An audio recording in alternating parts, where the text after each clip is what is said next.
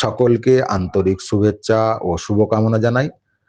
আমি যেটা বলছি এটা কিন্তু কোনো গল্প বা উপন্যাস নয়। কপালে গেরুয়া কাপড়ের ফালি জড়ানো মানুষটির নাম মনে পড়ছে? মনে করুন। মনে পড়ছে? ইনার নাম হচ্ছে অশোক পারমার। আর কান্নায় মুখ মুচকে যাওয়া দুহাত জোড় করা মানুষটির নাম মনে পড়ছে? ইনার নাম কুতুবুদ্দিন আনসারি। গুজরাট দাঙ্গার 2002 সালের দুই আইকনিক মুখ।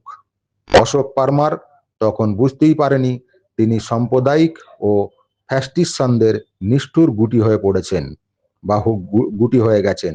এই জঘন্যতম সাম্প্রদায়িক খেলার দাঙ্গাবাজেদের পোস্টার বই ছিলেন অশোক পারমার।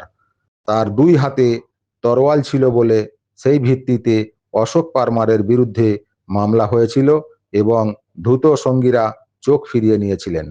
সাজা ভোগ করার সময় নেতাদের এই দ্বিচারিতা অশোক পারমারকে আত্মদর্শন করতে বাধ্য করেছিল। দাঙ্গাবাজেরা কুতুবুদ্দিন আনসারিকে ঘিরে ফেলতে তিনি কাঁদতে কাঁদতে নিজের জীবন রক্ষা করেন। তথাকথিত হিন্দুত্ববাদী সাহসিকতা তুলে ধরার জন্য সঙ্গীরা এটির ছবিও তুলেছিল এবং প্রকাশ করেছিল। বর্তমানে এত বছর পর যখন ওরা ওদের অতীত দেখে দুজনে দুজনকে জড়িয়ে ধরে কাঁদে। কুতুবুদ্দিন যখন তার বই প্রকাশের দোকান খোলেন তিনি তখন অশোক পারমারকে ডাকেন এবং অশোক পারমার যখন একটি জুতার দোকান খোলেন তখন তিনি কুতুবুদ্দিন আনসারিকে ডাকেন। আজ দুজনেই অতীতকে পিছনে ফেলে শিক্ষা নিয়ে নতুন জীবন শুরু করেছেন। দুইজন এখন তারা খুব ভালো বন্ধু। নেতারা রাজনীতি করবে, সরকার চালাবে, নেতার ছেলে মেয়েরা বিদেশে পড়তে যাবে, ফিরলেই উত্তর অধিকারী চেয়ার পাবেন। ঘৃণার আগুনে জ্বলে কে? সাধারণ মানুষ। হাই, আজকের অশোক পারমার যদি আগে এটা বুঝতে পারতো তাহলে সে এই কাজ কখনোই করতো না।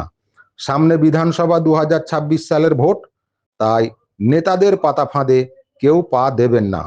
নিজেদের স্বার্থ কায়েম করার জন্য, নিজেদের ব্যবসা টিকিয়ে রাখার জন্য ভোটের আগে এরা দাঙ্গা লাগাতে চাইবে। যতক্ষণ শক্তি আছে দৌড়াবেন, ক্লান্ত হলে হাঁটবেন, তবুও কোনো রকম প্রলোভনে পড়বেন না, পড়ে যাবেন না। আবেগে না বুঝে কোনো নেতার পায়ের তলায় যাবেন না, তারা আপনাকে পায়ের তলায় পিষে দিয়ে উপরে উঠে যাবে। ভাবুন তো, কোনো নেতা বলছে বহুত হয়েছে উন্নয়ন, দুয়ারে সরকার, এইবারে হবে দুয়ারে মার। আবার কেউ বলছে চ্যাং তুলা করে রাস্তায় ফেলে হবে মার। ভাবুন তো, এরা কি মানুষের সেবা করবে? এদেরকে সমাজের সেবা করার দায়িত্ব দেওয়া উচিত? কখনোই না।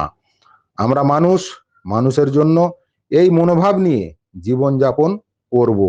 প্রত্যেক ধর্মগ্রন্থে লেখা আছে সেই বাণী।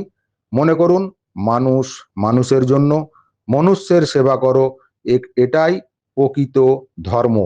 ভালো থাকুন, সুস্থ থাকুন, সৃষ্টিকর্তার উপাসনা আরাধনা করতে থাকুন, জীবনকে আনন্দে পরিপূর্ণ করে তুলুন। এটাই হচ্ছে আপনার লাইফ। জীবন আপনাকে দিয়েছে, জীবনে আনন্দ উপভোগ করুন। ভালো থাকুন, সুস্থ থাকুন।